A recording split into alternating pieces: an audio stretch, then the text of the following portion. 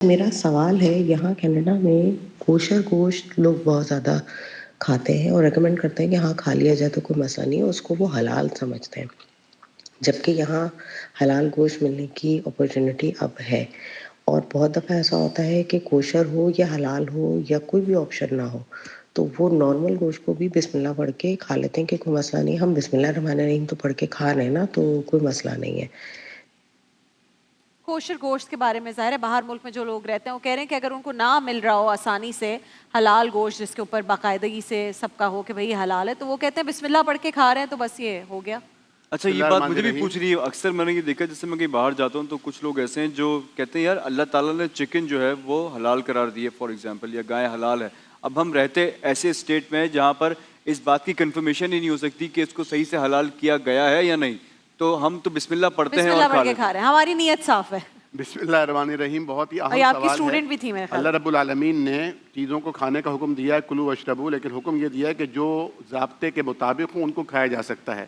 شریعہ مطہرہ میں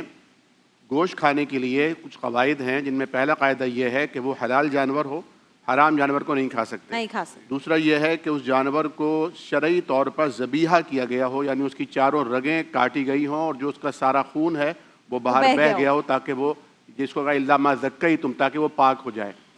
تیسری جو اس میں کنڈیشن ہے وہ یہ ہے کہ اسے اللہ کا نام لے کر، نام پکار کر باقاعدہ ذبح کیا گیا ہو، یعنی اگر اس کی 4 رگیں بھی کاٹی گئی ہیں لیکن اللہ کا نام نہیں لیا گیا تو وہ پھر حلال نہیں ہوگا۔ کوشر جو ہے وہ یہودیوں میں ہے، اہل کتاب کے ہاں اسی گوشت کو کہتے ہیں جس کو ہم حلال گوشت کہتے ہیں، اسے وہ اپنی زبان میں کوشر کہتے ہیں۔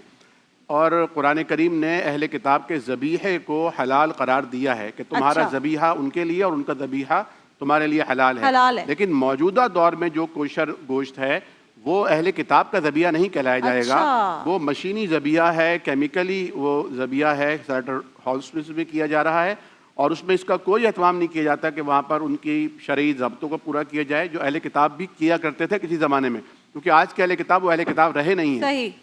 کمرشلائز ہو چکا ہے پورا سسٹم، اور ایک پورا یعنی سسٹم مشینی ذبیحہ ہو جاتا ہے، اس کے بعد ایک ان کا ربائی آ کر وہ اس پر کچھ آیات پڑھ دیتا ہے، تو اس کو کھانا بالکل بھی جائز نہیں ہے۔